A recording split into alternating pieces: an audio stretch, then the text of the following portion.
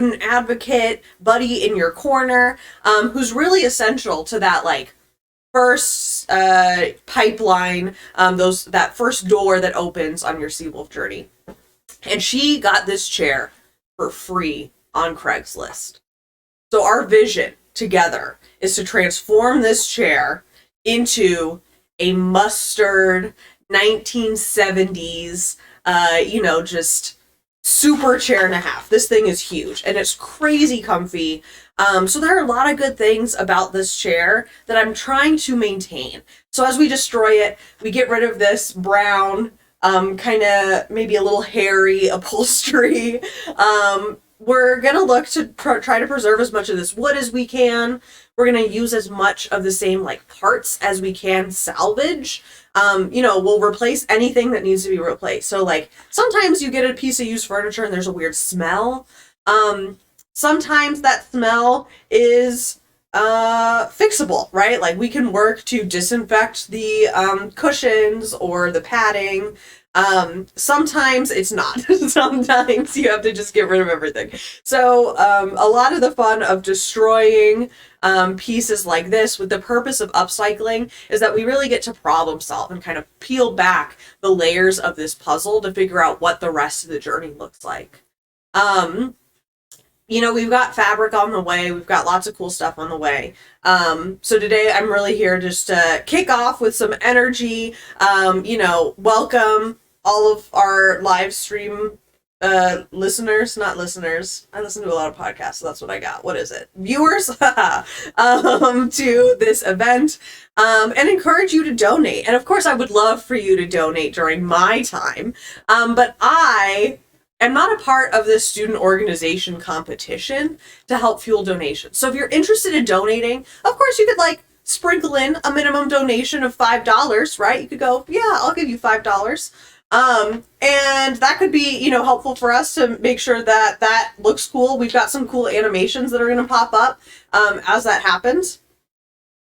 Or you could save your coin and give it to, or give it during an hour or two, a session with a cool student organization that you appreciate, because the student organization that raises the most during their live stream block is eligible to receive an extra $500 bonus to their student club account. That's one of the ways that Club Council is supporting not only the Anchorage community, feeding Anchorage's hungry children, but also supporting student organizations and making this experience meaningful twofold. So I'm feeling the coffee, I'm feeling the energy. What do you say we dive in? I'm so excited. Okay. I wanted to start off by maybe introducing y'all to some tools that could be valuable. If this is the first time that you're learning about something like this, upcycling, you're thinking to yourself, my grandma gave me this chair that she's had for the last 50 years, and I hate it, but I want to keep it. This might be a cool option for you. The barrier of entry to upcycling and reupholstery is actually fairly low. There's a lot that you can get away with without a lot of tools. So the first thing that I'm going to show y'all is a staple remover. Staple remover was the very first tool that I purchased in this kind of project hobby realm. And a staple remover will take you a very far, far way. Because it can actually serve more purposes than just removing staples. But more than anything, the surprise to me in upcycling and reupholstery is that furniture is just put together by staples. It's really not more than that. So there's a lot of staples that we deal with. And so I actually have a couple of different models of staple removers. And you can see that these two are the same, well loved. These are actually the best. This costs like $3 at Ace Hardware, Home Depot, Lowe's, whatever. And this is a more heavy duty staple remover. It's got like a little lever to it, but it's actually totally not worth it. So skip this, buy these. These are sturdy, even if they kind of bend. If you're really getting in there trying to lever something, you can bend them back, so it works great. Staple removers, tool number one. Tool number two, seam ripper. I bought a pack of these at Joann's. These are, and I'm not even sure if you can actually see. Oh yeah, there you go. That's a seam ripper, folks. To create new upholstery for this chair, I'm actually going to save the current gross upholstery as my pattern. So I'm not coming up with anything new. Hey, Anonymous, thanks for the $50 donation. It means a lot. I'm not going to do anything new to design this chair. I'm going to use the exact same like layout of this chair. Of course, you could get fancy with it if you wanted to, but I'm just going to take this exact format and copy it over to a new fabric. So I'm going to save all of these pieces that we take off today so that I run them through the wash, because that's, I mean, they're pretty gross.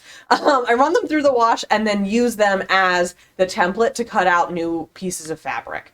So a seam ripper is essential in cutting apart the pieces of fabric that are sewn together. And or sometimes you got to just like rip them off of the piece of furniture. So a seam ripper is super helpful, super handy in making sure that you're getting as close to the exact shape of this fabric to be able to apply to the next upholstery project as that fabric comes in. Seam ripper, really excellent. What else have we got over here? Oh, probably not everybody's favorite thing, but I'm going to do it anyway. Folks, this is a mask. I'm not wearing this mask here on campus. You're not required to wear masks, and right now it's just me and Liam, so I feel pretty comfortable with you, Liam. I am going to wear this mask, however, because of the dust and debris that could come off of this chair. Liam, I also brought you a mask if you were so interested. But typically, I'll take apart a chair out in my driveway, right? And just let all of the grossness just out into the air, or in my garage, or like, you know, somewhere where I don't, you know, I've got a little bit more free flowing air. Today, since we're inside, I am going to wear this, and I'm also going to work to like keep the debris to a minimum. Sometimes, depending on how old the piece is, I actually had a chair once that like yeah, secret dust hidden for years. It's so gross. I peeled open this rocking chair and the fabric of this rocking chair, and the padding of the rocking chair had totally disintegrated, just turned into dust. So, you know, things like foam, like they have a life cycle to them. Kim, appreciate your $50 donation. I feel like if anybody would like this suit, it would be Kim. Really appreciate this. But yeah, so any padding, anything that's in here has a life cycle to it, and it will just start to disintegrate, which is another reason why upcycling projects is such a great way to reduce waste in a landfill. You don't have to throw everything out just because some of it is expired. So today we'll watch out for that, and I've also laid down this tarp to try to minimize grossness for our friends at the student union. So mask, we got that. I think maybe the other destruction tool that's helpful is a pair of pliers of some kind. So here we've actually got a couple. Our friends at the student union graciously let me borrow some stuff from their gear room today. But really any pair of pliers should do the trick. The main thing is that as we pull apart like the fabric here, we're going to end up with, I don't know, just like pieces and parts that if you're really strong and have really strong hands, you should have no problem just ripping it off. But I personally am done with my hands cramping up, and so I prefer to use pliers so that I'm not, you know, having to hurt my hands along the way. So that's it for tools. Destruction is super simple, pretty straightforward. You know, when it comes time to reassemble, then you get into things like staple guns, and staples. There are also cool like upholstery nails and things that you can use. I like showing off my favorite hammer. This is a little, a tiny little hammer that's great for nailing in upholstery nails and stuff. So there's all kinds of stuff that you can get into. But for the purposes of today, we're keeping it simple. I'm gonna put on my mask and we'll flip this chair over and get started. Liam, did you want a mask? Okay, cool. See if I can actually do this gracefully. I don't know that I can. Okay. Well, folks, it's what? 6:15, 6:30 in the morning? Let's demo. The very first thing we're going to do is turn this chair over. So, chairs and any piece of furniture are assembled from the inside out, right? Everything that connects the chair together is hosted on the inside. So what we got to do is crack this egg open, and the easiest thing to do is first open up the bottom so that you can get a peek into what it's looking like on the inside. I'm turning this just slightly so that you can see the underside of this chair.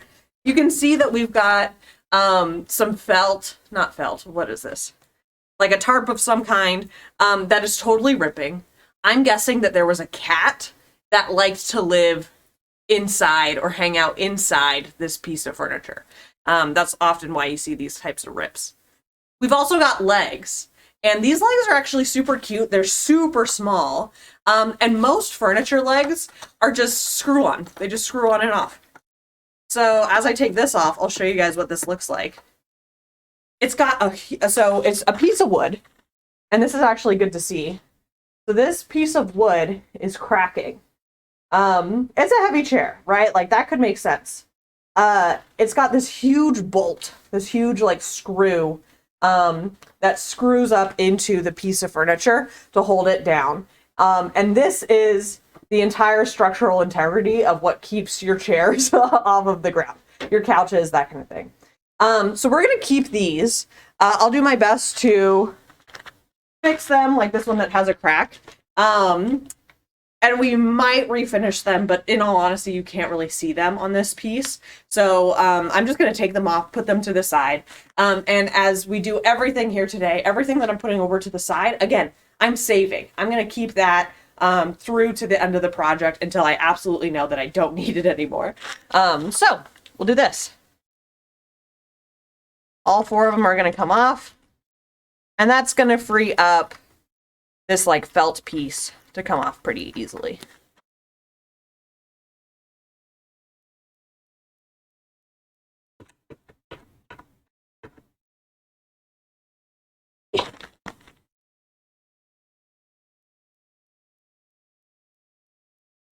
Okay, we got these four. I'm gonna put them here on this table with my coffee. Nice. Okay, and so then this next part is this felt piece, and this is generally like pretty flimsy. Like it's not anything to write home about. So I'm going to just take it right off. I don't really care about the staples that are in the underside of this here chair. There was a time where I cared a lot more, but not today. Today we're just going to go ahead and rip this right off.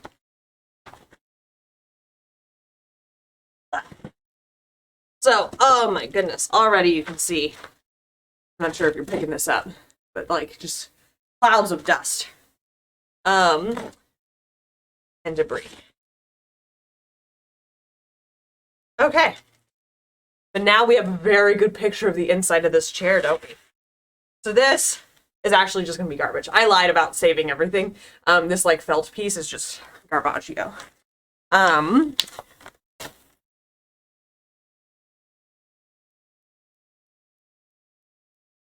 So, let's take a look, shall we? This is the heart of the chair. We are looking inside of it at the real meat. And here you can see that there are some things that we'll want to take a look at. The first is that there is a tissue that was lodged in the arm of this chair at some point. So we'll get rid of that. There's a dead spider.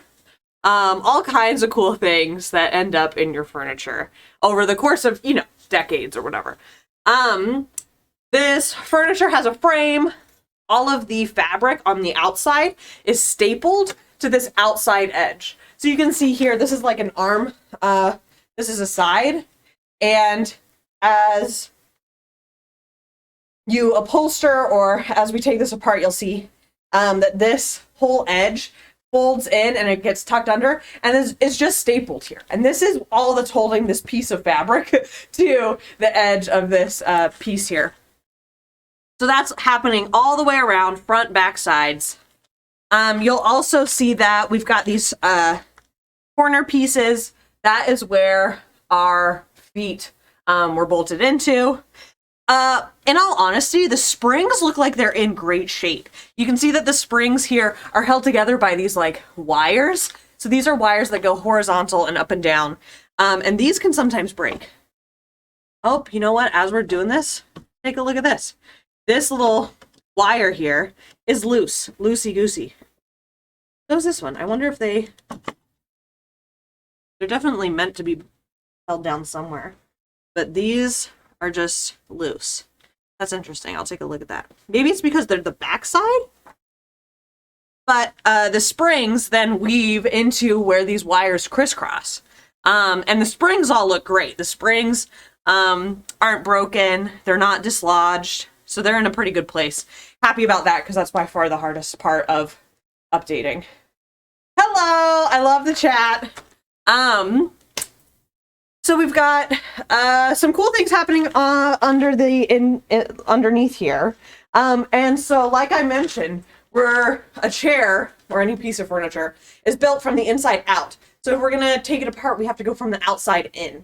So we're gonna start here on the bottom where all of these staples are for all around the entire chair, and take off those so that we can peel off the undercarriage. So I'm gonna grab my handy staple remover. I'm also gonna grab a pair of pliers to help us out here.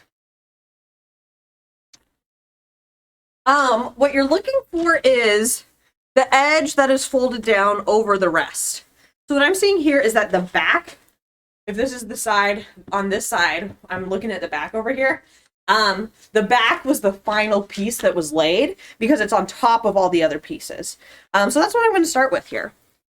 And staple removing can be tough, but it starts to move pretty quickly. So one of the things that I like to have handy is my little jar of staples. This has collected many staples over 10 projects that I did in the last year. So I just fold this so that as I'm peeling staples away, I can just kind of lodge them right into the thing, and we don't end up with staples all over the place, which is very helpful. So as you kind of yank and pull, you'll find that there are staples that are more important than others. And those are the staples that you really want to get at. So you kind of pull and navigate your way around the staples. And this is a good time to put on some music, chill out, listen to a podcast. During like election seasons, I like to not think about elections and just focus on the staples.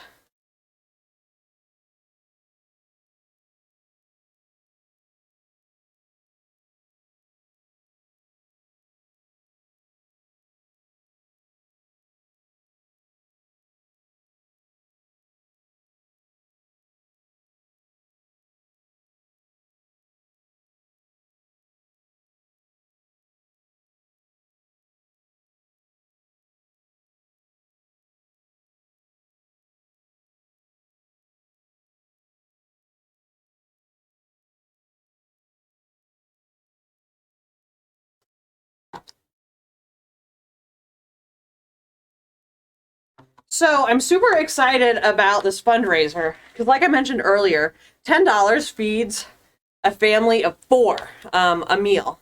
And so just in the last, hour or whatever, we've already raised $100. And that means that we've already fed, is that 10 families? Is that the way that this math works? Which is amazing. So thank you all for your donations. Keep them coming. I appreciate them, but you're also more than welcome to give them during a club time as well.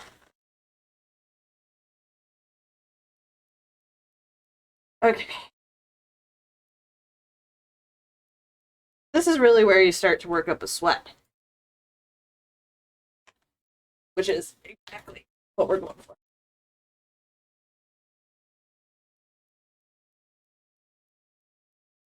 Oh yeah. Oh my gosh, they used like 20 staples all in one spot there. That's why we were having trouble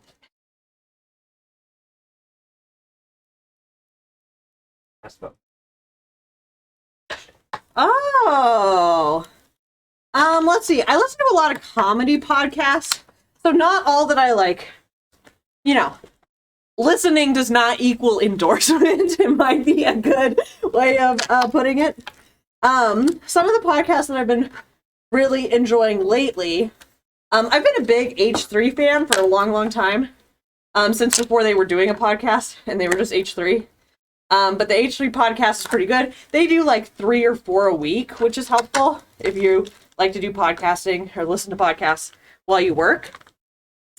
What else?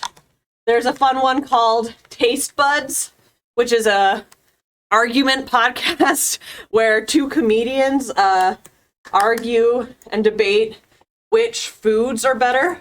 So like they'd be like Oreos or Chips Ahoy, or like a bagel sandwich or a croissant sandwich. And, you know, they're just a couple of funny New Yorkers that have a good time with it, and I always appreciate them. And I think the other podcasts that I've been enjoying are like rewatch podcasts. So, The Office has a rewatch podcast called Office Ladies, and it's Pam and Angela.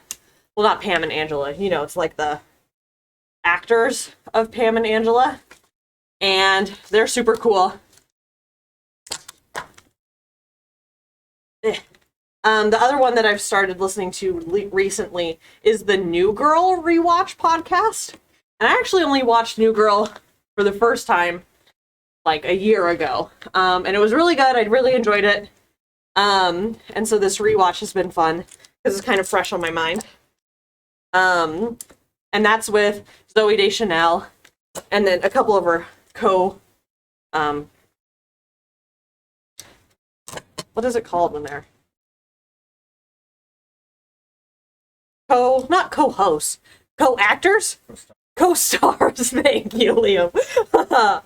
And so that's a good one too. So rewatch podcasts are fun because you kind of get a lot of content out of them. You get to watch the thing and then also enjoy a podcast about it. And you just like learn more about what it took.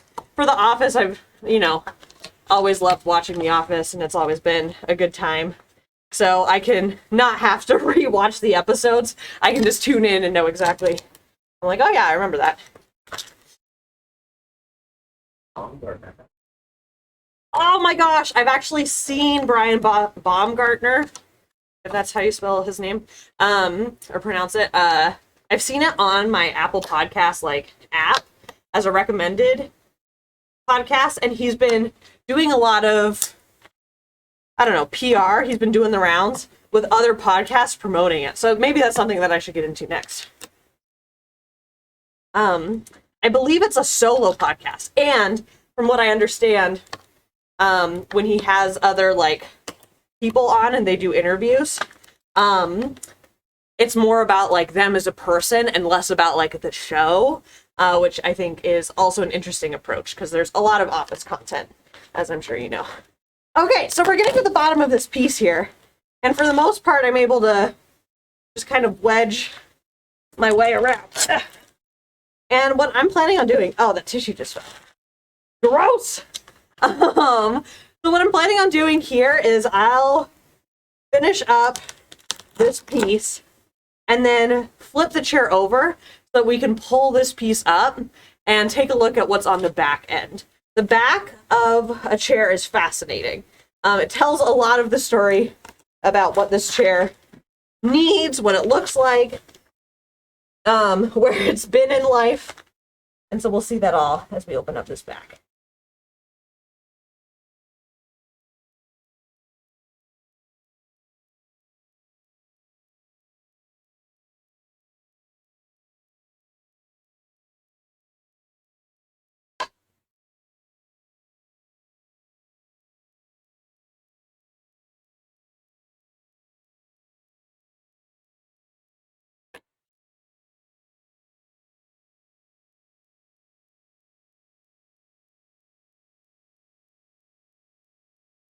Okay.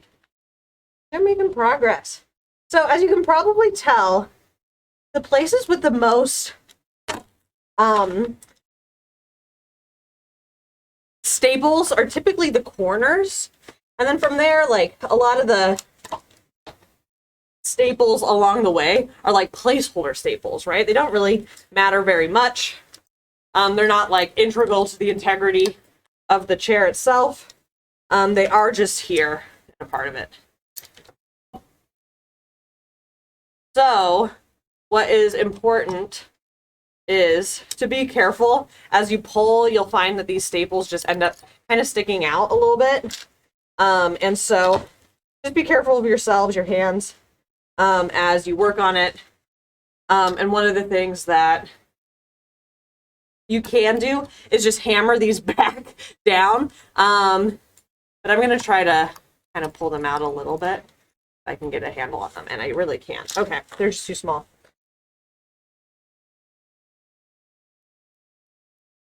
Wow. Oh my gosh. Yeah, you commented earlier, and I was like, what's that? And that's, if it's Blake Ellis, I mean, I'm going to be shooketh. Blake Ellis is a great guy. If you're not Blake Ellis and you're a different Blake, welcome. Good to see ya. But Blake Ellis, you know, I hope it's you. That's awesome.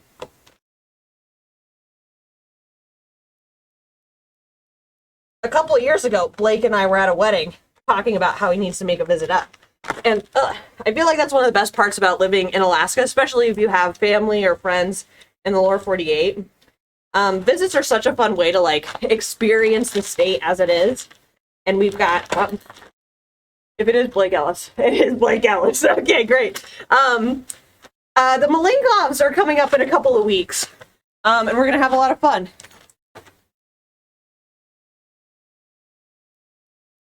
Okay, cool. So, I just ripped open the corner of this back part here. And it is absolutely disgusting. What a nightmare here in the bottom of this chair. As you open up this like side pocket, right? All of the grossness that has fallen behind the chair starts to fall out from the upholstery. So mask, super great. Tarp, great idea. Easier if you're out there doing it on like pavement or something. But for the purposes of what we're doing here today, tarp worked out really well. Okay, so I'm gonna rotate this chair again, and I think I'm gonna set it upright so that I can show you guys the back as we lift this thing up. The back, like I said, is a wonderland. You learn a lot about the chair. And the back, for the most part, is held together by something called a tack board, or a tack strip is probably a better way to put it. I wonder if I can move it. Yes. I'm gonna scooch it back like this. I'm gonna flip it over. Does that work? No, probably.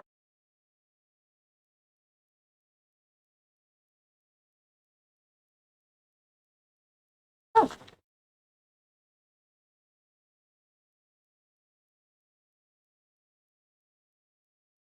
So when they don't have legs anymore, you gotta kind of walk it yourself. Okay. So I'll also pull it back a little bit so that's maybe a little bit more frame. Perfect. Okay. So here you can kind of see back over here on this corner, we've got the tail end of the back. I'm just going to start with some pliers, pulling up this edge. And if you've got a chair that is sealed up like this one is with this tack strip, you can feel it right away. It goes all the way down to the bottom. And I'll try to open up this edge first so that you kind of get a sense for what that is. These come off pretty easily.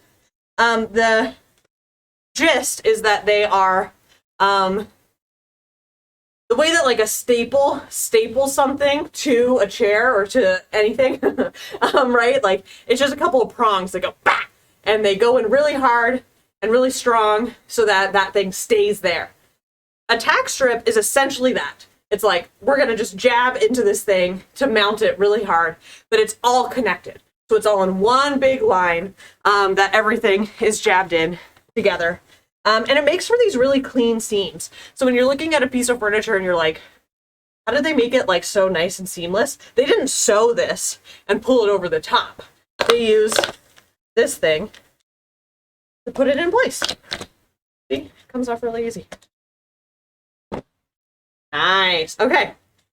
So already you can see that there's this little thing and it's got these spikies. Oh, do you see those spiky shine in the sunshine? Those are what keep this piece of fabric here on the back in place. And otherwise, it's a totally loose piece of fabric, right? So this is actually going all the way around this whole piece of furniture. And I mentioned earlier that this is a chair and a half. That means that this is an oversized like armchair. This thing is a whole yard deep and it's 40 inches wide. So it's a pretty big piece. You start to get into kind of like couch territory along those lines. Oh, interestingly.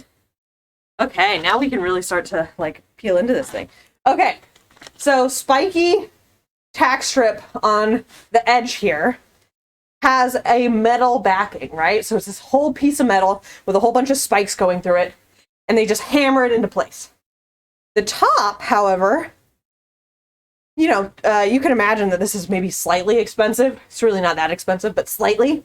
What's even cheaper than this tack strip is a piece of cardboard with staples in it. So this one is just a piece of cardboard, and they've used that to kind of clean up the edge to then staple all across the top.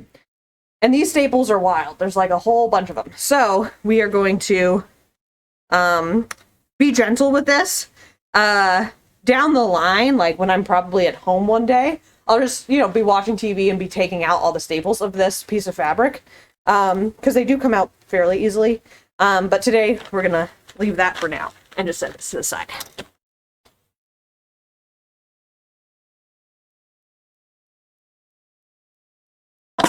Oh, shoot. See, that's what we don't want to do is hurt the fabric. But we did it anyway, and that's okay. So I'm going to give this another lift. Another fun thing about fabric, and if you sew, you might know this, fabric actually tears apart pretty easily. And it tears apart in like a full line. So it's not mathematically difficult to then keep the integrity of like what this piece is supposed to be in terms of using it as the format, as the template for our new upholstery when we get to that point. So look at this. We have our first piece, everyone. Congratulations! I ripped that side, but you can see, judging from this side, that it's in pretty good condition. And we're going to use this as our template.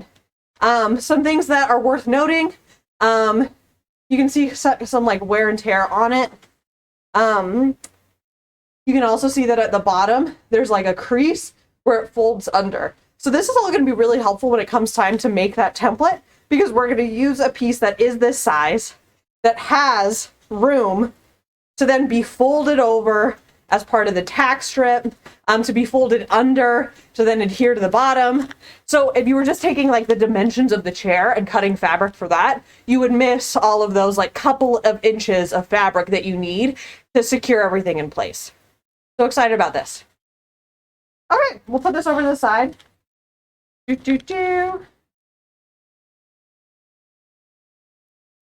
going to kind of fold it up a little bit, but it's also very spiky. So Liam, if you walk over here, careful of the spikes.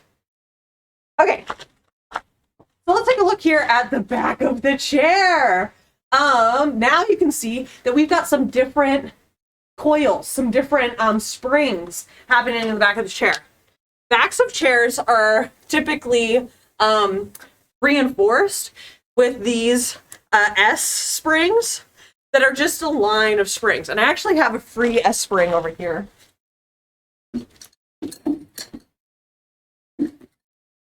Because sometimes you need to replace these things. So this actually comes from, there's like plenty of upholstery, wholesale type of places online. So this comes from on the internet. And this is what it looks like, right? So the back of your chair is held in place at the top and at the bottom by this spring.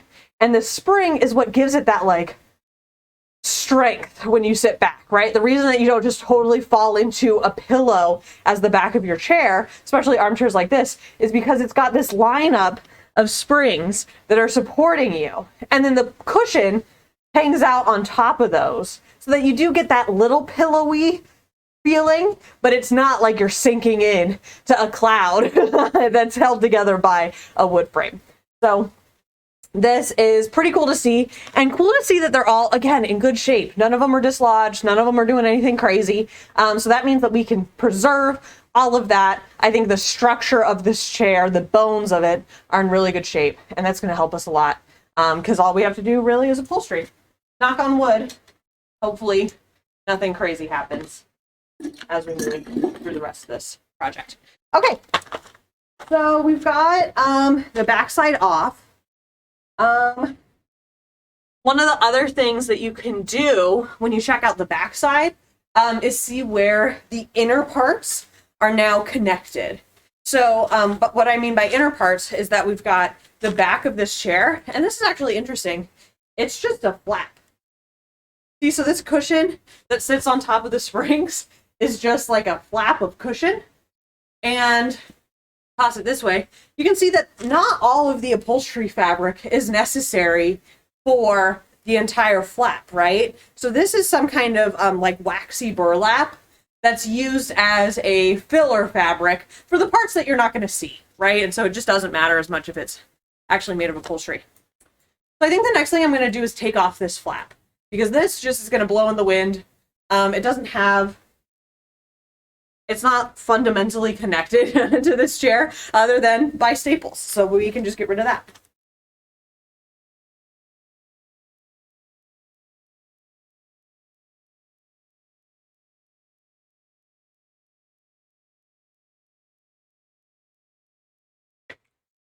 Yep, that's all it is, staples.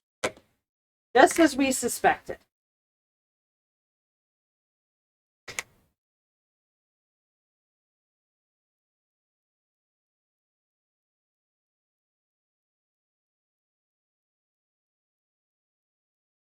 Liam, how are we doing on time?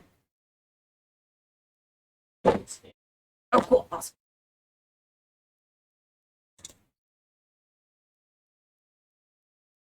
Okay. I'm liking this already because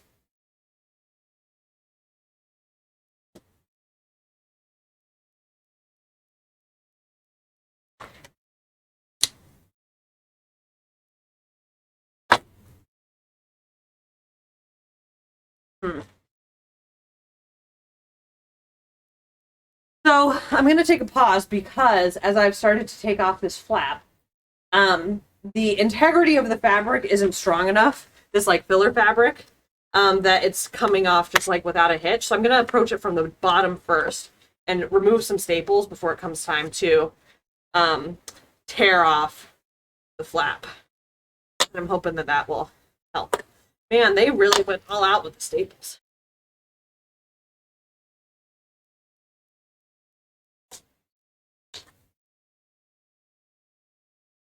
So, as you evaluate the furniture in your own home, maybe you're doing some yard sale shopping this summer, and you find some great piece that has a cool style that you want to keep, but it's time to maybe reupholster it or refinish it or however you're thinking about it. I so encourage you to take the dive in. Because as you pull this stuff apart, especially if you're good about taking pictures along the way, you can really do so much of this yourself with very little experience. There's lots of great YouTube videos and content about like specific ways to fold upholstery or deal with that as that time comes. So it's really accessible. It's a really great way to spend your time, spend some time outside, and do something meaningful, right? That like then becomes a piece of your home that you can be proud of. I would say, you know, just dive into it, take pictures so that you're able to like reference what it ought to look like when you're all done. And in a case like this where we're learning like, oh, okay, so this back portion, because it is just a flap, is held to the top by a lot of staples. You know, those are things that you can keep in mind when it comes time for you to put the chair back together. And it's up to you to ensure the integrity of the chair and its durability. I will say it takes some patience, right? Like sometimes it just takes time. I've been working on a pair of chairs that I'm so excited about. They're going to be such a cool duo. They are going to be as close to identical as I can get them, which is a challenge, right? To do two things pretty much the same way, like that's tough. And I've been working on those chairs now for a year because I don't want to stress myself out about it, right? Like I know that I want them to look good.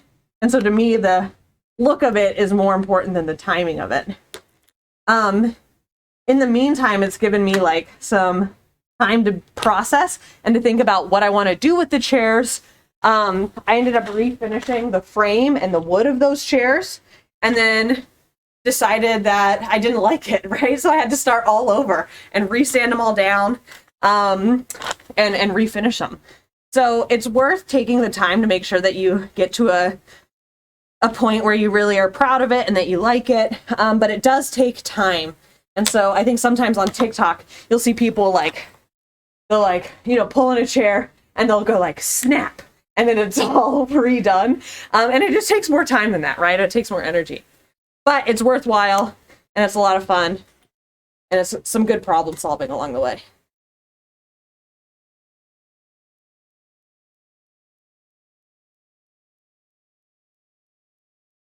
You know, that is a good question. I'll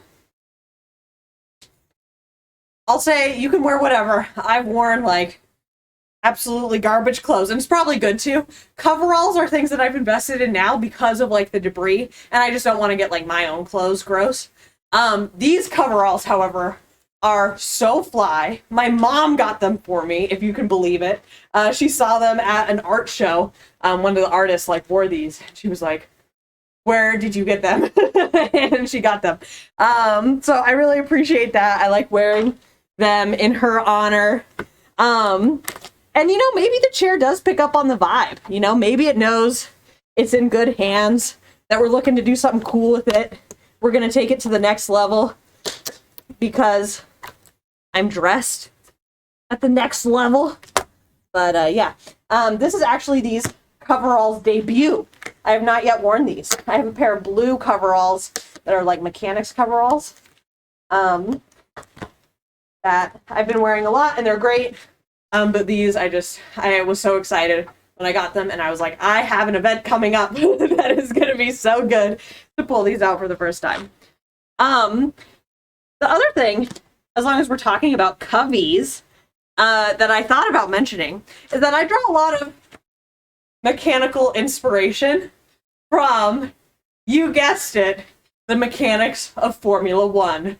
I love Formula One, and you know, as a sport, it involves, of course, drivers driving fast, but there's this whole backside to the operation that is mechanics working day in and day out to create these cars that go so fast.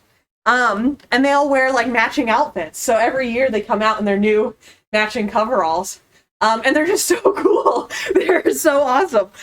So there are, I don't know what it would take to get my hands on like a vintage pair of Ferrari coveralls. But I mean, that's a dream, isn't it? That would be so cool.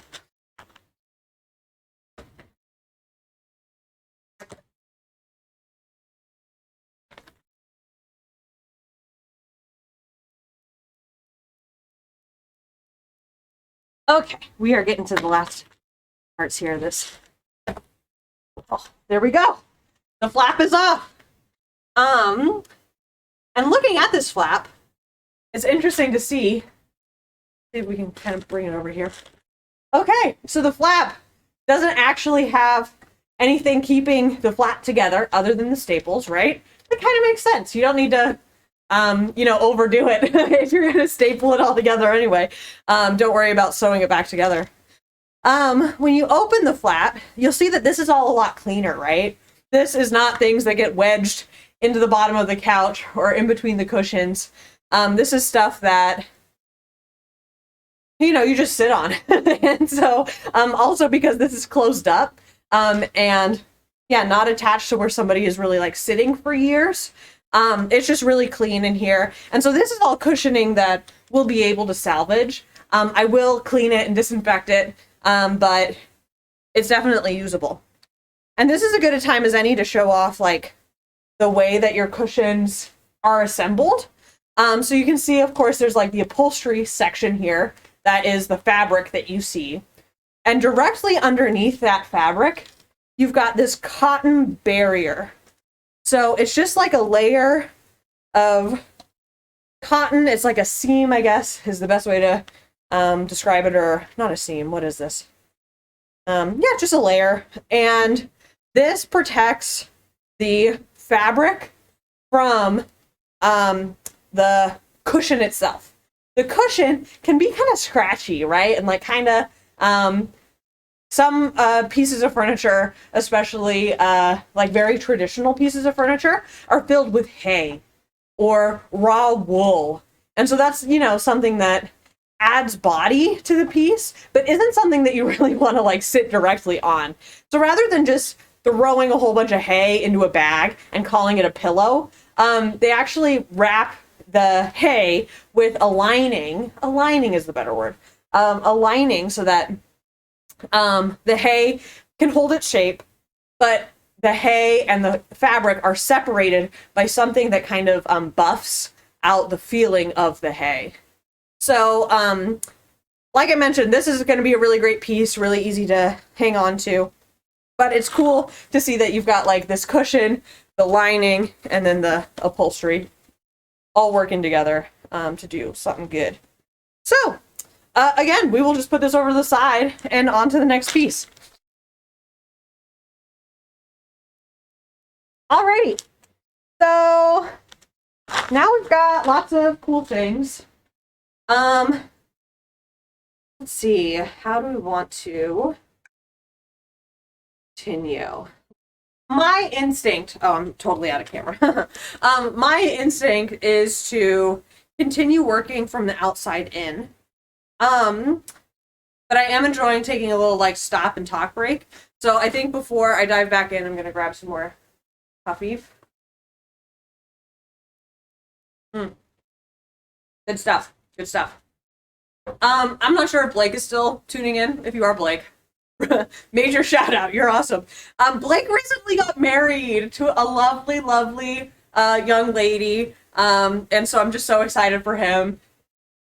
Couldn't be there with you, physically, but sending you lots of good vibes and soak up all the newlywedness. It's a lot of fun. That's a good stage to be in. So as I'm stopping and talking, if that's Ben Morton saying, send your coffee order. Everybody in the chat, send Ben your coffee order. No, I think that's just to our team, but that's sweet.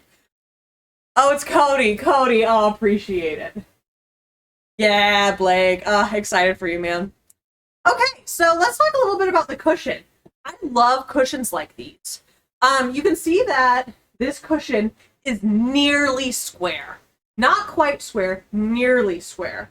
It is square in that it fits into the seat, but then it's got these little wings attached on the outside.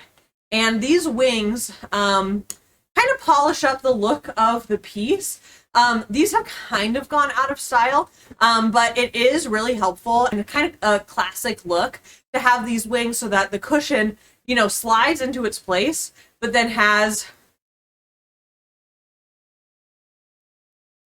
a little something that tucks around the outside.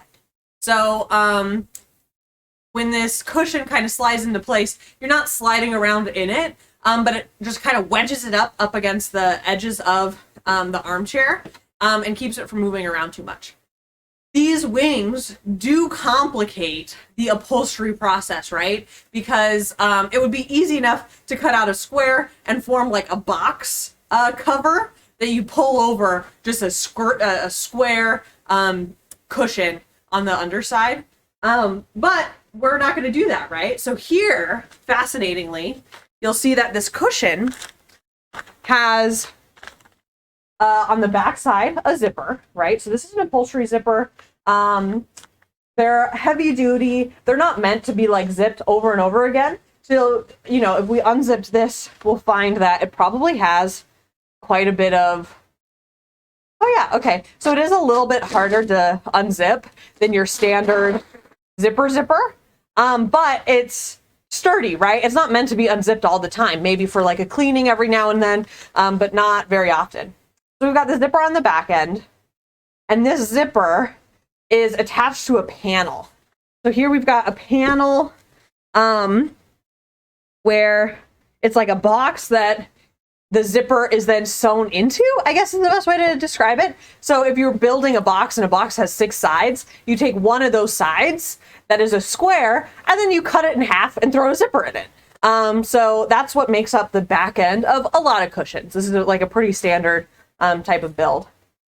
And then that panel has a couple of wings. Again, we're thinking about this box with 6 sides. So that back end has 2 sides that then come out on either side. And those wings are cool because they're rectangular, and then they have a nice round edge. So I'm going to try to show you guys this way. Okay, so rectangular. This is the zipper side, and then it attaches to this rectangular piece on the edge. And then that rectangular piece has a curve to it over here. So this is a curved edge because the other 3 sides of this 6-sided box is one piece. How genius is that? So this is just all one piece of fabric that comes from the back all the way over to the front, comes over the top, and then all the way to the back. So unlike what you might imagine as a box, which is 6 sides that you sew together and then pull up over the cushion, this is technically only 4 pieces, one really big piece, and then the side panels. And so when it comes time to do these wings, your one really big piece that wraps all the way over just has some like slightly bigger section, like a bigger midsection to it, so that as you wrap it around your piece of cushion, you fold it really nicely. It's just like some cute little pleats, so that it sews all in place. And then you get this really like classic, beautiful style in a cushion format that is super simple and super easy to do. If you don't have a sewing machine, fret not. There are so many good fabric adhesives. So like tape that adhedes together. That's called fabric tape. And they have it in like an upholstery grade, so it's super strong. They have upholstery glue. So the very first chair that I ever did, didn't have a sewing machine. I didn't have a sewing machine for the first 3 chairs that I did. And the cushion, I actually used an upholstery grade fabric glue. And when you have the cushion on the inside, I just like in a circle, just glue, and then laid the fabric on top, and no one's the wiser. It's not a piece that I plan on like washing very frequently. It's just like a cute little accent chair in the corner of my living room. And so, yeah, in terms of like durability, that durability wasn't my highest priority with that project. It was just learning how to do upholstery. And so there are lots of workarounds if you don't have a sewing machine to still do something pretty cool as you unpack your piece. So just because we're using these pieces of upholstery as a template for our upholstery down the road, that doesn't mean that you have to do it exactly the way that it has been done here. And so it really depends on the tools and your creativity. You can find lots of ways to work around and still get a very similar product, but in different methods. So because This cushion has just a cover. You can see that the cushion and the cover are very well fitted. Again, you can see that the cushion is in here, but there's a lining to it. So all these kind of premises or principles apply across the board. I might switch out the lining and the like cotton cover to the pad itself. But I'm probably not going to change the pad because unless something terrible happened, and like you can normally really smell things that are terrible. If something really terrible happened, then we would change the cushion itself. But in this case, I'm not getting that smell, although I'll know more when I actually like unpack this. But I figured for today, I'll just leave it as it is so that it travels home with me pretty easily. Okay, so I'm going to throw this over here and head on to the next one. So we've done the back, we've torn off the flap, we've taken off the bottom cushion. Let's go ahead and get into the sides. And the sides are fun because the sides are generally more challenging. And you'll see why here in just a sec. I'm going to take a second to kind of rotate this and maybe like move some stuff out of the way.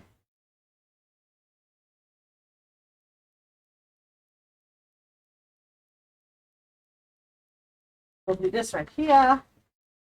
And Liam, I know that this might cause some sound issues, but would it be okay if I grabbed like a trash bag?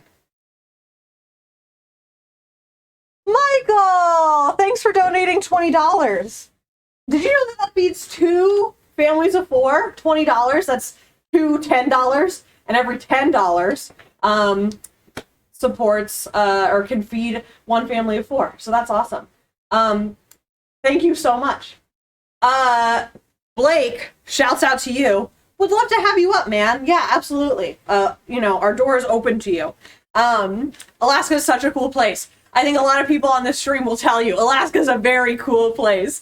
And I think it's so special to be able to like share that with folks, even if it's just for a visit, a short visit at that.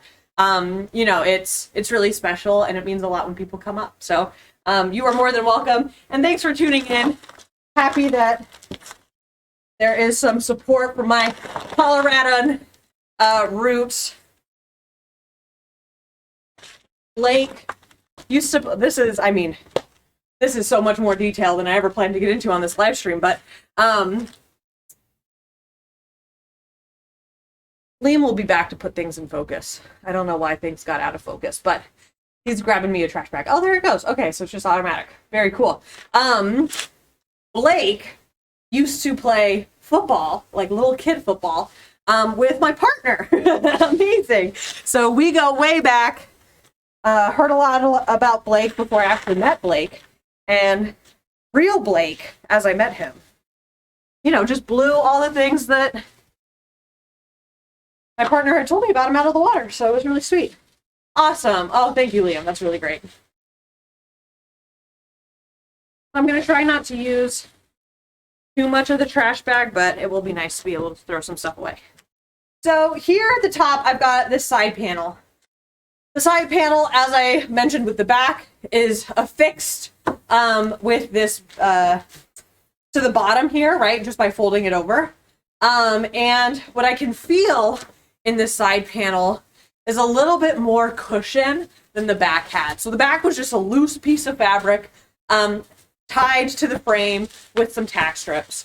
This side has some more cushion to it, so I'm betting that as we open this up, we start to see more of the like padding that makes a piece of furniture look soft, look nice to sit on.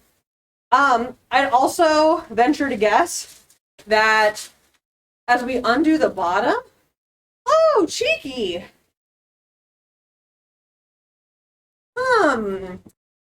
Maybe this is the wrong approach, right? So a lot of upholstery work is problem solving, right? And figuring out how this puzzle piece comes together. So what I'm feeling here, right, is that we've got this panel on the side, and this is affixed down here at the bottom, right? That makes sense.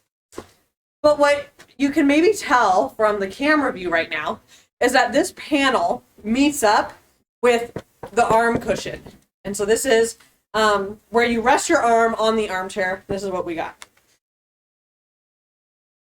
What I might just try to like show you, maybe tipping that way isn't right. Maybe tipping like this. No, maybe not. maybe just rotate.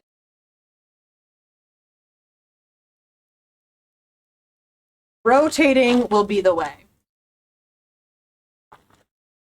We rotate this around. Haha. You can see that this, we've got the side panel, we've got the arm cushion, and then as we rotate it to the front, this side panel is actually all one piece, right? It affixes and kind of wraps into this part of the frame. There we go, finally. So this is a chunk of the frame, you can see here, that's kind of different than the back of the frame. It's kind of its own separate piece, and this is what is the arm, what constructs the arm. So what I'm seeing here is that this panel, as it wraps around, is affixed to the inside. We can see a little bit of a wedged piece in between these pieces of wood that make up the frame. Then you also have it running up and around here on the back end. That all checks out, that makes sense. But I'm thinking that before we could take off that side panel, we actually need to take off this cushion, because the cushion clearly overlaps onto the side panel. And sure enough, just as the doctor ordered, we've got another one of those cardboard staple strips.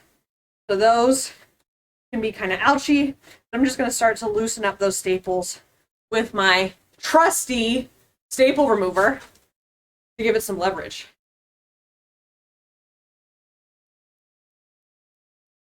Okay, yeah, that's going to come out, seems like pretty easy. So, as I mentioned before, chairs are built from the inside out. And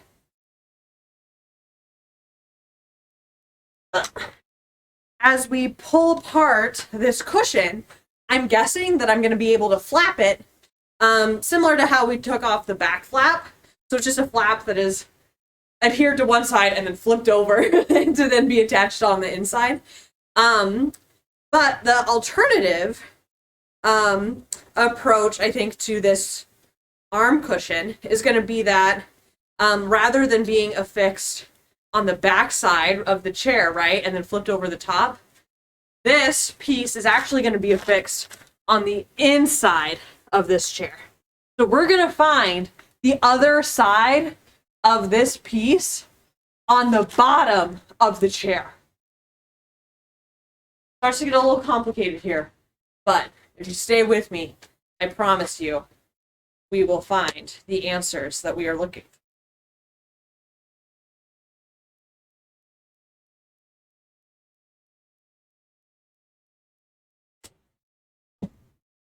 Oh yeah, yeah, this is good stuff.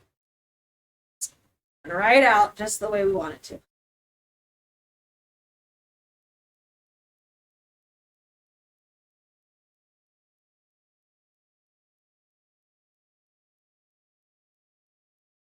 Okay, well, I think I'm just going to use these pliers now.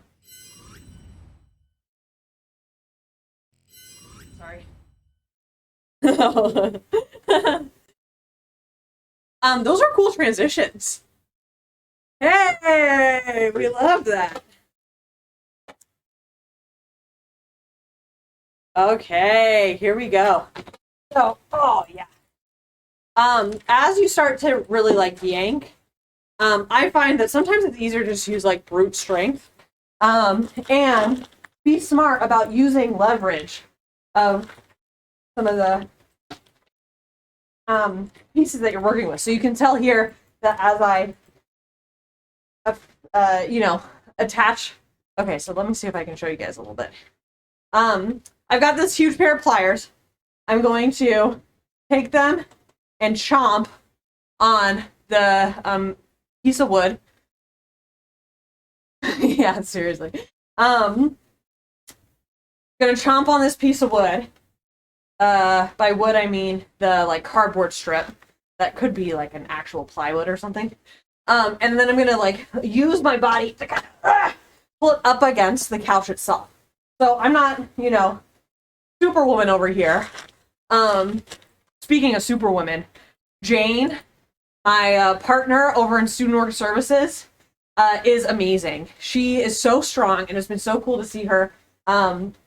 She started like competing in weightlifting competitions and stuff all around like Anchorage and the Valley. Anyway, so she could totally like lift this and just yank it, and you know, I'm sure she could do amazing things. But like I said, upholstery is actually pretty accessible. It's got a low barrier of entry, and you don't need to be like the strongest person in the world to be able to do it. I'm sure it helps to be like way stronger, but you can just use, you know, the leverage to be able to actually make it happen. And here we've got our flap. Yay! Sometimes these aren't actually affixed. I've found some arm cushions that end up just being like yankable, and you can just pull it right off. But this one does seem to be affixed in some way, shape, or form here to the bottom, as I suspected. Here we'll also take a look. You may be reminded when I said, don't overdo it. You know, furniture, you don't have to overdo it. You don't have to upholster everything. This is a good example of that. Here, you can see that we've got the side panel. And as I mentioned, it's one piece. It folds around the side here. And then onto the top of the chair. And here, we've got it just stapled down alongside a pad. So this pad, other than the, because the cushion itself, right, covers this top part, this pad is totally exposed right now. And there's nothing that we had to do more than just, you know, take off this cushion. This part here is just kind of like a loose piece of upholstery that you can see that they just glued on there at the end. Probably as a security measure, right? That if a kid or something rips off the corner of this, like, you want it to look like somewhat nice. But it's really not necessary. You really don't have to overdo it. So I'm glad that this is what we're seeing on this side. Okay, so next I think I'm going to rotate her again, and we'll take a look here at this bottom part. As before with the other bottom, we don't have to be like super graceful about taking these parts off. We can be a little bit crazy with it.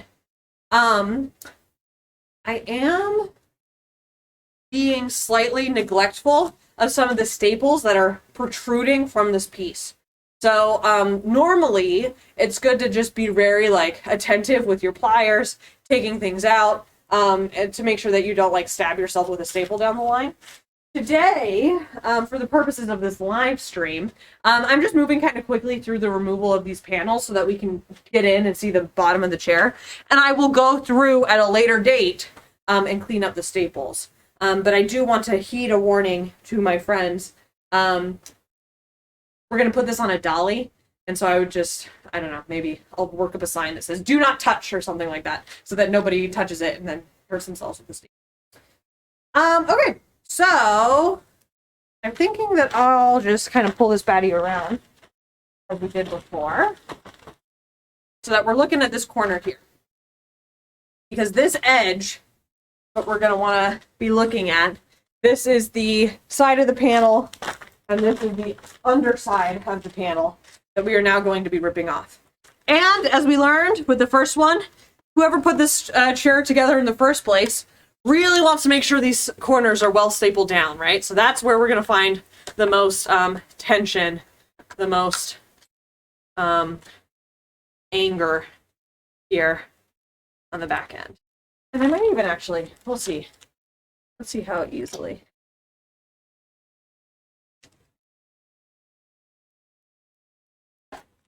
Okay, well, there you go. That's one corner.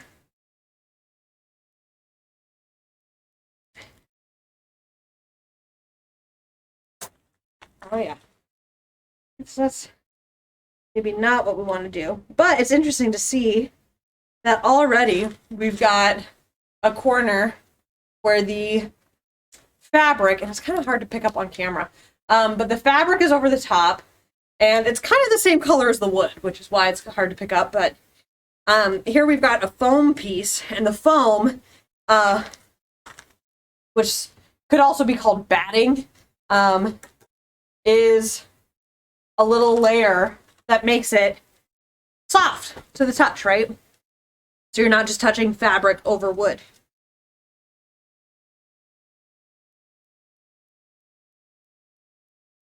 Okay.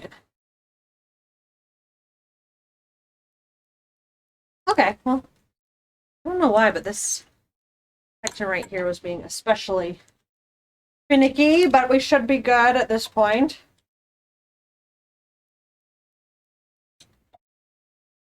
Oh, nice. Awesome. Okay. Oh, yeah. This is gonna... Ding! Oh, Blake, my guy. Thanks for feeding 2 Anchorage families. Anchorage isn't even where you live. And you were like, you know what? What a good cause.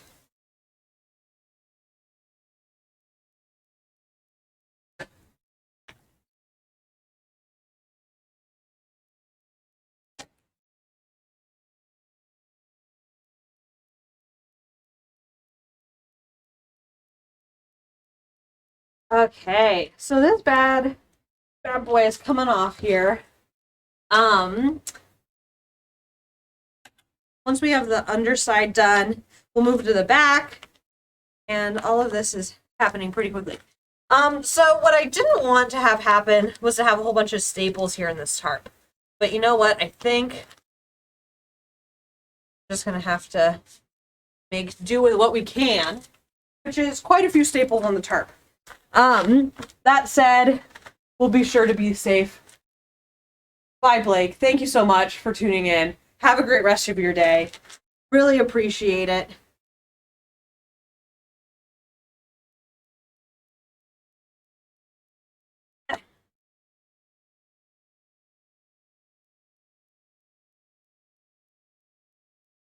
But between that and a little vacuum, we'll be able to reset for the next group. Which, by the way, is, if I remember correctly, International Student Organization? ISO. Our guy Brian brought ISO back. And what a superstar Brian has become this year. Brian was connected first through Multicultural Student Services, encouraged to restart the International Student Organization. He got that started in the fall semester. And then he joined New Student Orientation as a student employee and started coming to club council meetings and is now running for vice chair of club council, which has a seat at student government, and is just really amazing. So how cool that of all the many amazing sea wolves, y'all will be in his presence later today with an organization that is doing some really cool things.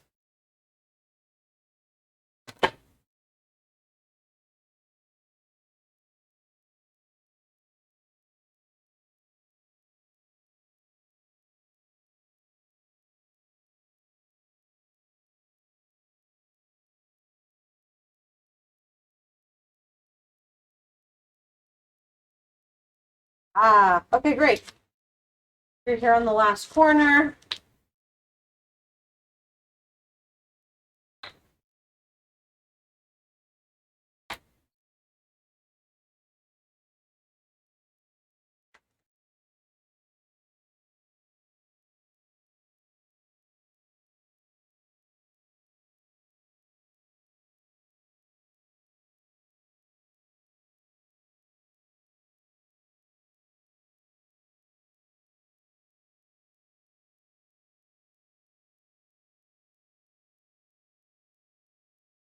Proof is in the pudding on this. Sure. Cheryl! Oh, Cheryl! Look! I'm dissecting your chair. It's coming apart. Thanks so much for donating. I saw your name and was delighted. Didn't see how much you donated. Liam, did you happen to see? $20!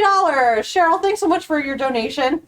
$20 is a great level to donate because it feeds 2 Anchorage families of 4. So, you know, what a little goes a long, long way. And as long as you're going to help one, you might as well help 2, right?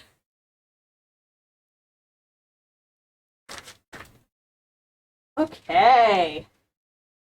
Oh, we've got the last pieces coming together here. And then we'll have this bottom totally affixed. And typically, you know, with some, I'm trying to follow kind of a logical pattern here with these panels to show you as well, like what's on the inside of the chair and what I'm looking to restore a piece like this. But typically, I would actually just go all the way around the whole bottom, and then go all the way around the whole back, and then all the way around, and, you know, just really focus on like one side at a time. But here it does make sense to kind of try 4 panels so that I can show you guys different sides, and as many different sizes we can fit into like a 2-hour kind of process here.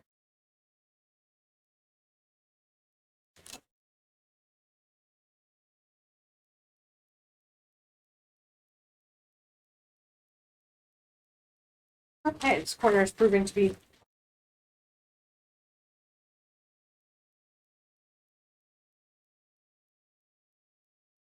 Well,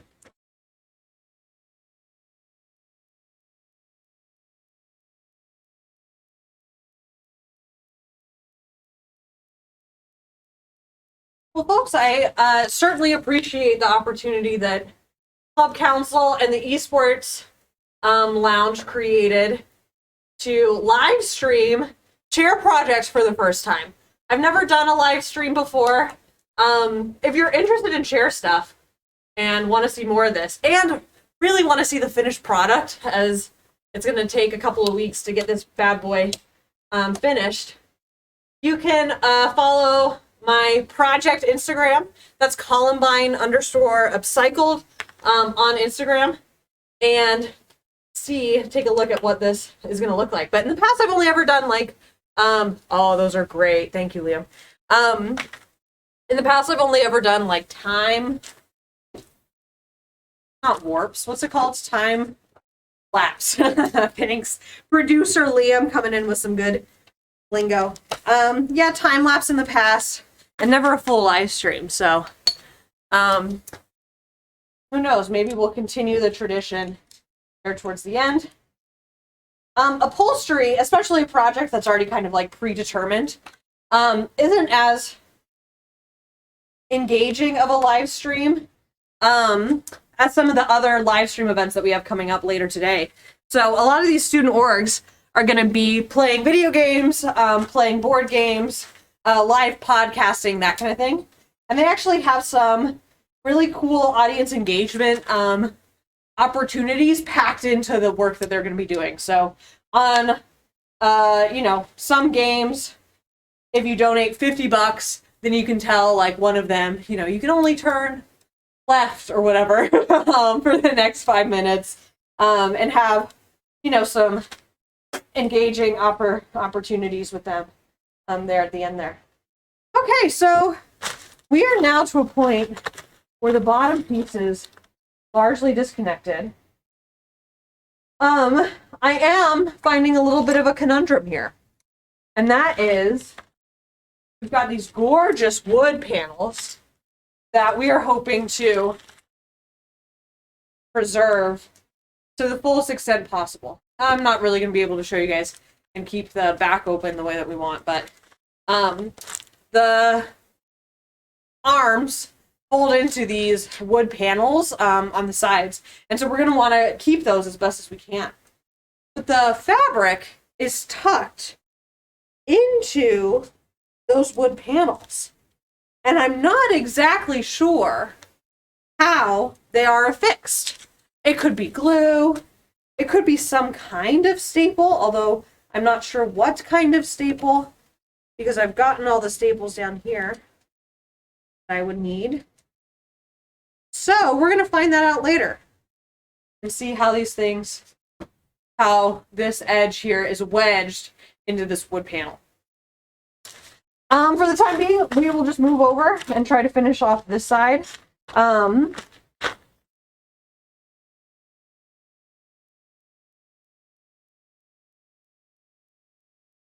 I think I've mentioned on a couple of occasions that the person who last did this chair really likes the corners, right, to be super nailed down. That makes sense, right? The corners are probably where you get the most tension as you sit down.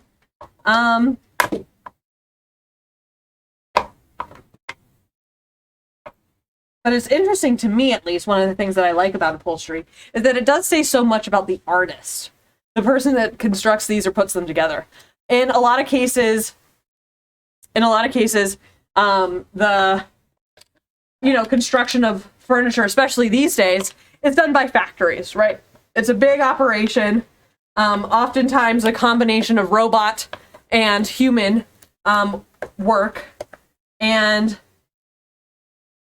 it means a lot when you have something that's been hand upholstered. So like sometimes, you'll find a piece at a thrift shop or at a garage sale that has been upholstered before, right? Or has been reupholstered already.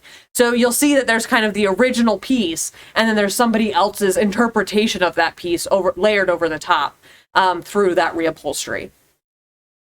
It is possible, and people have in the past, layered upholstery over upholstery. But I just don't think that's as good a way to have the integrity of piece, right? You want to make sure that it's durable, and that all the work that you're putting into refreshing it, that it doesn't go anywhere, down the line.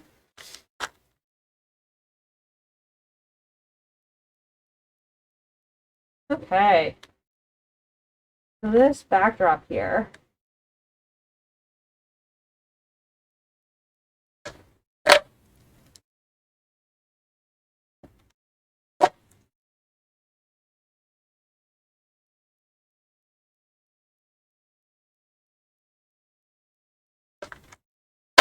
Oh, yeah.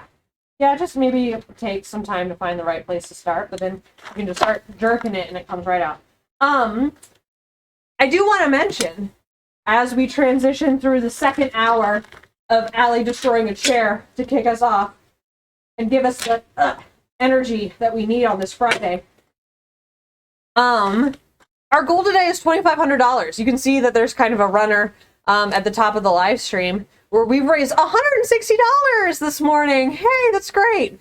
And our goal is $2,500. So keep tuning in. Like I mentioned, if you see a student org that you like and appreciate, you can always support them as well. And the student orgs are in competition with each other to also earn an extra $500 bonus for their club account. I've heard word that there are some orgs that are interested in fund matching. So the funds that they raise during their live stream, contributing their own funds to match, which I think is pretty cool. Well, it is again a corner. So between corners, things move pretty quickly, but the corners themselves, gotta really dive into. Oh, here we go.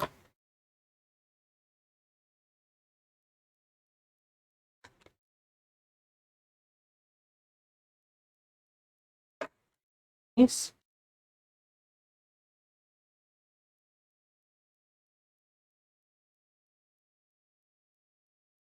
I was telling my sister-in-law yesterday, we go to yoga downtown on Thursdays, and we're over there doing yoga. I was telling her about this today. Like, yeah, I'm going to get in there 6 a.m., kick off this live stream. 8 a.m., my session is done. And already I'll have, spent 2 hours working on a chair.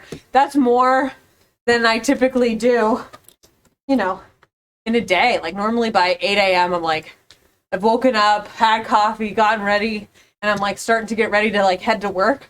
But I'm already at work. So it's wild how much you can get done if you wake up a little bit earlier. And when my alarm went off at 5 or whatever this morning, I was kind of like, meh, meh. But actually, now that I'm awake, it's pretty nice.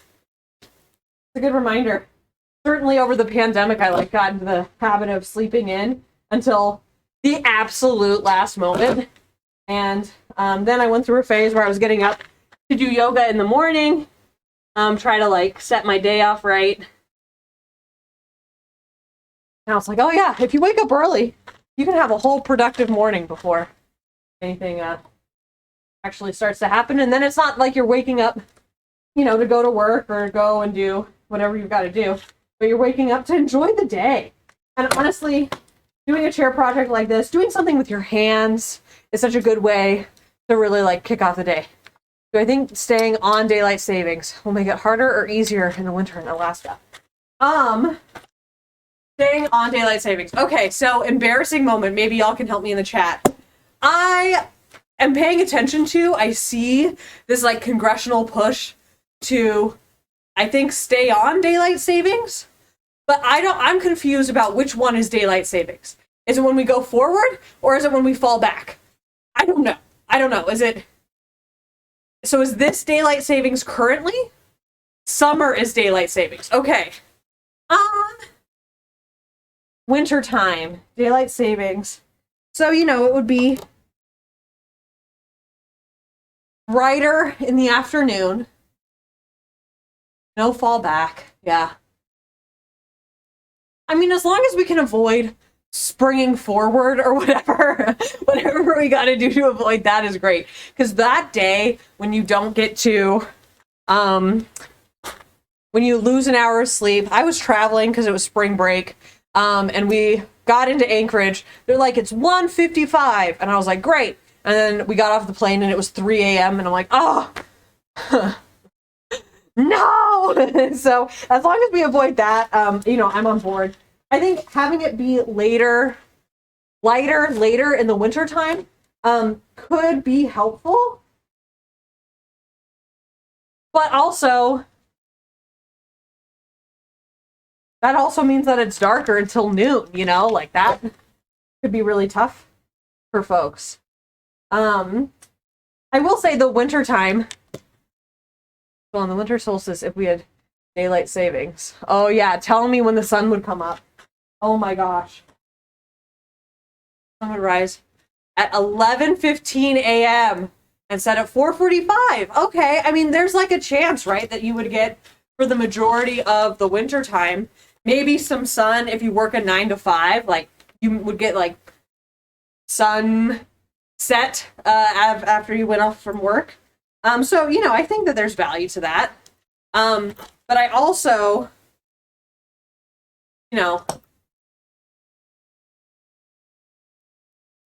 dark in the mornings is tough. It is hard to hit the ground running. It's hard to, feel okay. Only this year I started taking vitamin D supplements. Can you believe that? And boy, did it help a lot. So if any of you struggle during the winter time, vitamin D is great. And I had a medical professional tell me that in the winter time, especially in Alaska, it like increases the farther north you go, which totally makes sense. So people in Fairbanks have an even higher dosage. But we have a very high dosage of recommended vitamin D that's way higher than what you see on the back of the bottle, right? The bottle's like, 2,000 mgs or whatever the... I'm not a healthcare professional. Read the bottle, right? The bottle says whatever it says. And then the medical professional that I was talking to said that for us it's like 4,000, and in Fairbanks it's 5,000. So you double the amount on the back of the bottle, which totally makes sense. So I don't know. Daylight savings, as long as we can avoid the transition is what hurts the most. To me, at least. Speaking for myself. Okay. So we finally made it around these corners. We're finally looking at this. And now we can finally see the foam that I'm talking about, baby. This is it. So here we've got the upholstery panel, and then we've got this foam batting. And I'm going to keep the foam batting. So the foam is going to be exactly where we're going to keep this all here.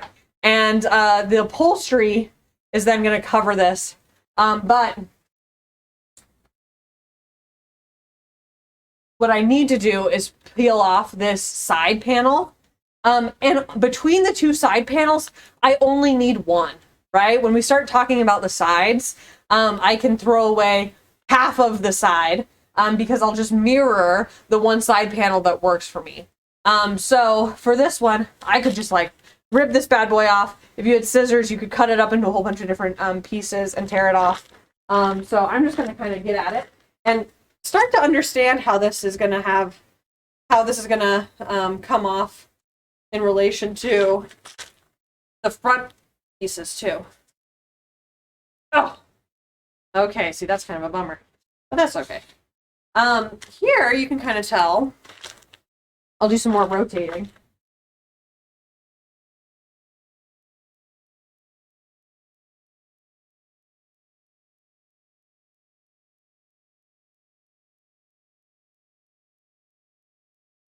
Okay. Well, this is all fine. Okay.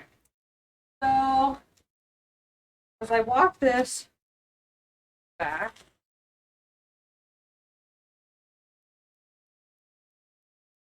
down.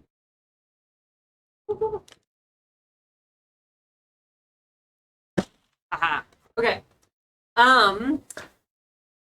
This is what we can start to tell about this piece, and how it's constructed. So I mentioned earlier, right, that like you don't always need a sewing machine or something fancy to hold everything together. In this case, you can see that they actually use some glue here. So by the mic, you can see that there's this chunk here that is a staple. And I think if we maybe gently pull at this, you'll see this is where the arm, the side panel becomes part of this arm. Got quite a bit of staples there. So my staple remover. You know, most mechanics keep their tools on them, but I seem to throw them around on the floor more often than not. Okay, so here I'm just going to kind of gently peel at these staples. Everything is staples, folks.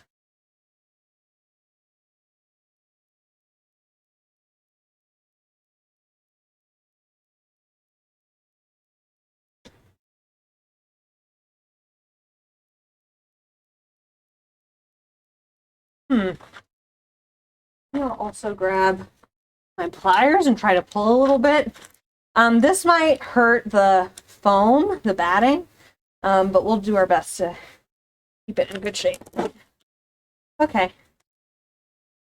Oh yeah, here's that other side panel that I said was pointless. It's stapled really well into here. Aha, okay, cool. So as we peel this up, you can see that down here there's this line of glue. And this line of glue kind of brings the side panel to meet where this arm cushion is. Oh, thanks guys, I appreciate it. Wow. It's Good Friday energy. It's good vibes. Appreciate your $10. That's an Anchorage family fed. One whole meal. That's awesome. Really appreciate it, my guy. I quite like doing upholstery projects, right? It's a good thing. I really like to do it in the summertime, right? When the sun is outside. In the wintertime, it's great to do because the sun is out on those like shiny, crisp, 10-degree days. You get all bundled up out there taking apart chairs. And it's a great way to enjoy the sunshine. But the summertime, I mean, 'tis the season. Okay, so what I want to do next is see if I can just yank at the sides to get this wood panel up, detached. This is where I think we're going to start to see the real genius of this piece of furniture come together. This wood panel is so cool. It's such a unique feature of the furniture, and I think more often than not, right, when you're upcycling or refinishing, restoring furniture, you want to maintain the integrity of the piece, right? Like, pieces of furniture have character, especially old pieces. They tell a story of some kind, and so to be able to honor that story is super important. So what I don't want to do is destroy these wood panels, right? What I want to do is understand how the fabric and the panels exist together. So I think that might be an opportunity to do some research. Here on the bottom of the chair, we've got their manufacturer's information. Do we? Maybe we don't. Maybe I can find a stamp or something. You know, a lot of times you'll see that a chair that you buy at, you know, Costco or whatever has a label or like a tag that says "Do not remove," and that has like manufacturer or warranty information on it. It looks like this one was removed. I can see the remains of a tag that was once cut off down here at the bottom. So instead, let's maybe move around to the back and look for a stamp. And sometimes manufacturers will use like an ink stamp of some kind on the wood itself of the frame, so that as you're peeling it apart, you don't, unless you absolutely destroy the chair and fundamentally peel apart and take off the not just take off, but like take apart the frame, then you'll always have that manufacturer's stamp to show the original manufacturer of the piece. So I think I'm going to do just a cursory look and see if got anything like that. And from the back, it doesn't look like it. If we knew the manufacturer, then we would be able to learn a little bit more about like the history of the piece, learn about these like wood panels, if it was part of a collection, what other pieces have that. And then sometimes you can even find like YouTube videos of those specific pieces being upcycled or taken apart or reupholstered. So, you know, that can be a cool way of learning a little bit more about the piece. But I'm not seeing anything like that.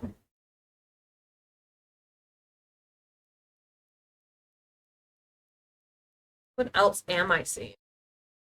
So I think I mentioned as we removed this back part that the back piece is important because it tells the story of how the chair comes together. So I'm gonna put this back in my pocket. Do a little turn here.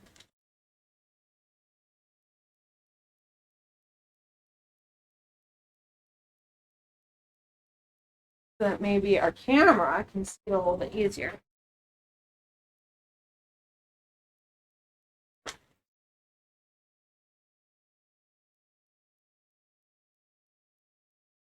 You feel the staples underneath here being a little sticky. So, looking at the back side here. Doing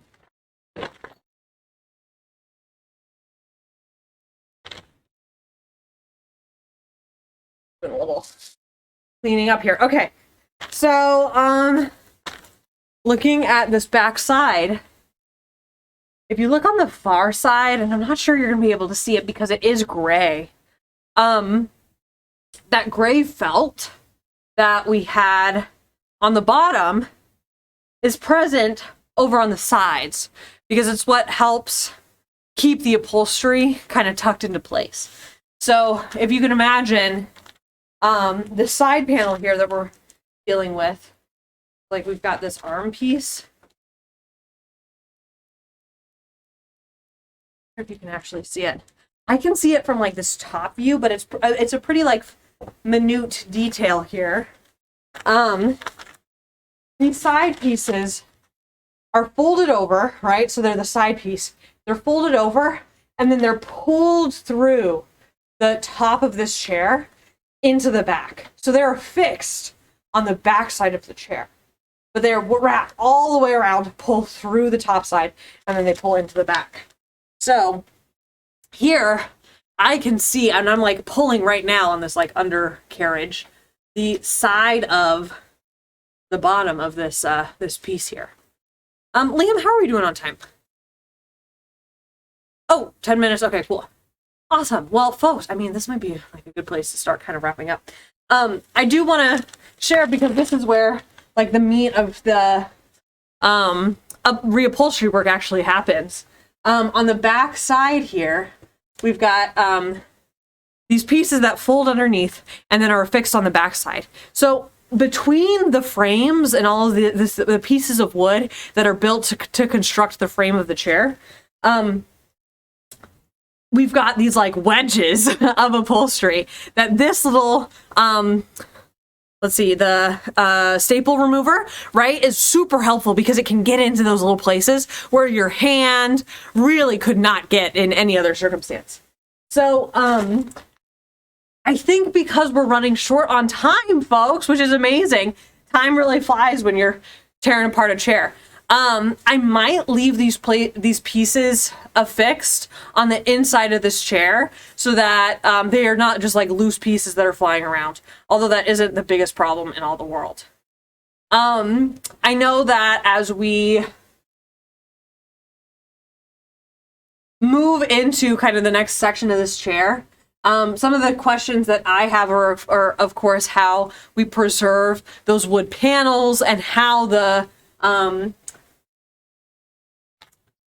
these side pieces like fold into the wood panels so nicely. Because I imagined in my mind that they would actually be more tack strip, right? Like more strip that finishes off the edge nicely and meets the paneling, but it looks like they're actually like kind of wedged underneath the paneling, which is a beautiful finishing touch, but is also complicated for us, right? So that might be a case where on the side here, gently move this around, on this side section here, I might end up just cutting gently around the edge of this wood paneling. This wood wraps from the top all the way down and is the like edge of the chair. And so if I just gently cut around here, I may be able to finesse the next piece of upholstery to layer over the top of it without having to worry so much about where this piece comes from. What's remarkable about it is that I can't even tell how the wood is attached to the chair, because this isn't a part of the frame, right? Like this is a piece that somehow, somewhere is attached, and it couldn't possibly be by glue, right? That would be impossible. It has to be like something structural that attaches this wood piece to the frame. And so that'll be a fun, research project to figure out how in the world that works. Okay, so as we wrap up today, let's maybe talk about some of the things that we learned. We learned that chairs have a history, right? People that sit in them put all kinds of things wedged into the sides. You get crumbs, you get yucky stuff, you get cats that live up underneath them. They have a history and they tell a story. And regardless of what your project is, whether it's an armchair like this, whether it's a simple accent or dining chair that only has one cushion, you learn a lot by peeling back those layers. When you peel back those layers, you're also kind of undoing a puzzle that you're going to put back together again. So it's good to be thinking about like, oh, how does this whole thing come together? Because that can give you a sense for what the process needs to look like moving forward. In this case, right, I'm learning that there's a cushion that has that very traditional square with a wing type style. We know that there are across this whole piece, there are panels like the back panel that are super straightforward, just a square with some tack strips. But we also know that there are some more complicated pieces. So the side panel, as an example, that is looking disheveled, is fascinating because it's a it's a panel over the frame, followed by the cushion on top, which is what gives it that very like clean and crisp cushion top, but without bulking up the whole frame on the side over here. I think this is also interesting and maybe not something that we really looked at. But as you peel back some of these layers, especially layers where the upholstery was layered on top of itself, you can see where the upholstery over time has worn and gotten dirty, but you can see what the original upholstery looked like. So originally this was a lot lighter. It looked more like a champagne-y color And then as time has worn on, it's just got dusty and dirty. And it's got this very distinct line where the fabric wasn't protected and was left to being a part of someone's home, right? And being lived in, which is really beautiful to see. In terms of next steps, I'll spend some time over the next couple of weeks, of course, completing the upholstery demolition part of this project. You can see that it's fun, that it's kind of not monotonous, right? But it's a lot of problem solving. And you don't really have to worry about the finished product, right? You save what you can, but don't worry about, getting rid or funkifying anything, because as long as you have the basic shape and the template of the upholstery, you'll be able to use it to then create and cut out your new upholstery pieces and piece those back together. So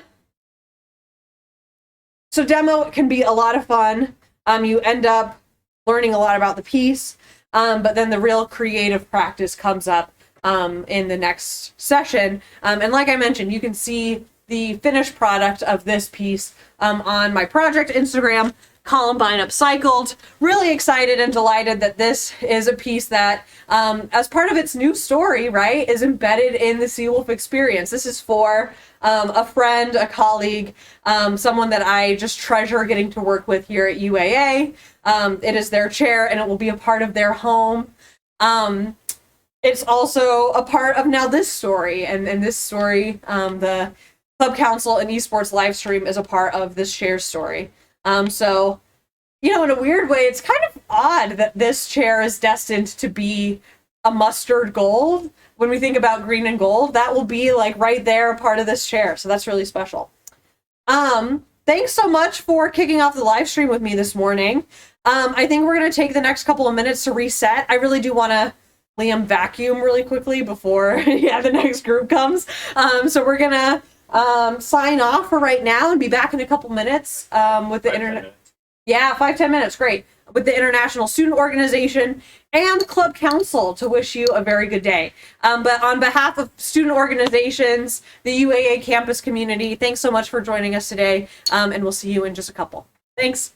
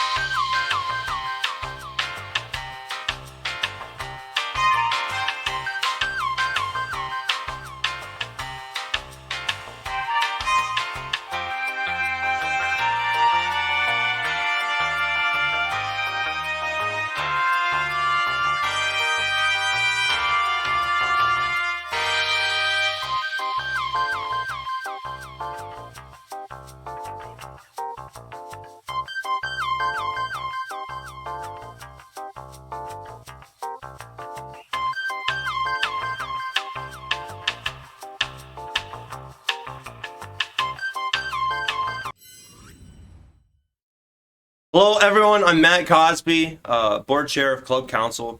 Huge shout out to Allie McClure with her Destroy a Chair. Personally, I've never seen anyone take a chair apart that deeply and still be able to make it look good afterwards. So I'm excited to see how that project comes along. Today, I just wanted to thank everyone for being here.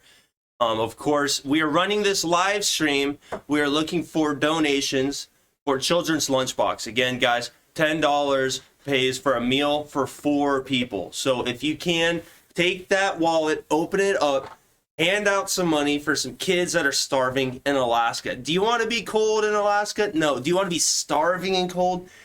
Double no. So please help us out here. Again, we're representing UAA through this process. Mary Ann DeVenny, is it DeVenny? $50? Man, that is a lot of fed kids. What is that? 4 times 10? No, it's too early for some math like that, but you know what you're doing. I appreciate that. So I know you guys didn't come here to listen to me just sit around and talk, but again, I just want to thank everyone for being here.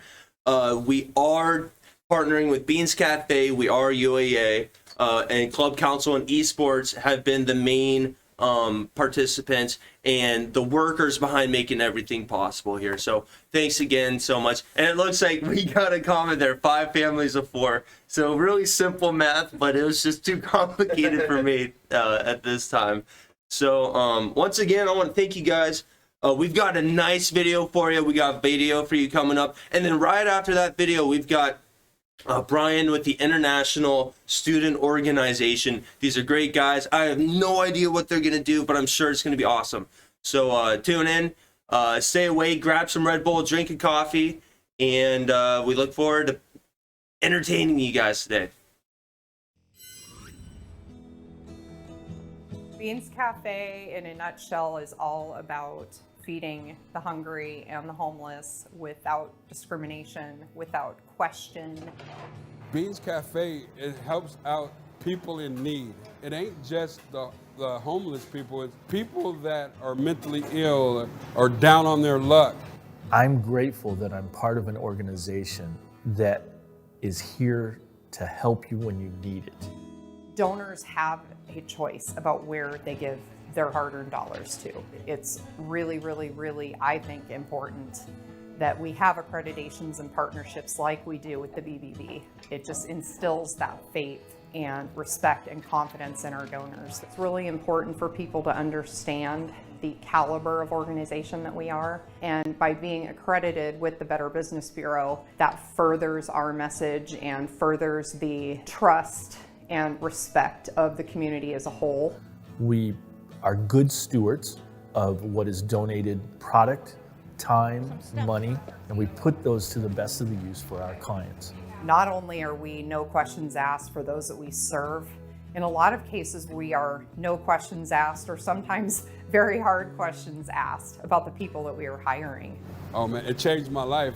I did 11 and a half years in prison. Only people that would hire me was Beans Cafe. Everyone welcomed me in, gave me support, led me in the right direction. This is my passion right here, to give back to the community. To be able to take things that people have donated to us to use and turn it into something that I would get at one of these restaurants, but I'm able to offer it to people that maybe aren't so fortunate. Knowing that someone had a wonderful meal and it could have been their last. We served them and we did it proudly.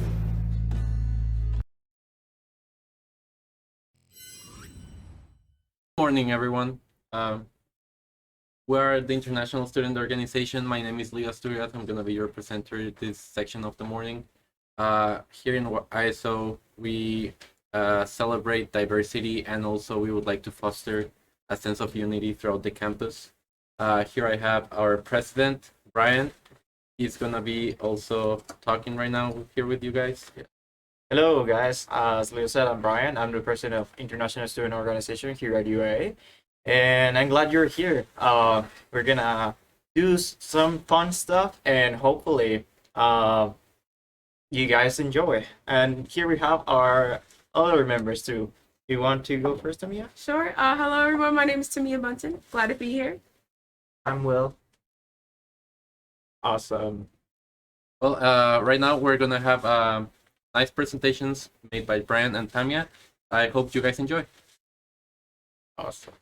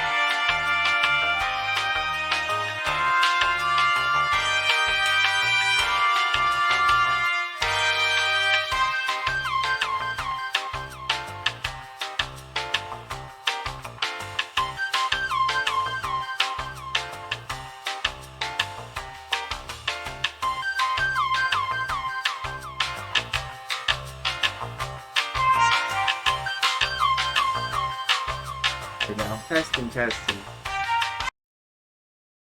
All right, we're on. Okay, awesome. Okay, cool. Sorry about the little trouble with that, but thank you for being with us.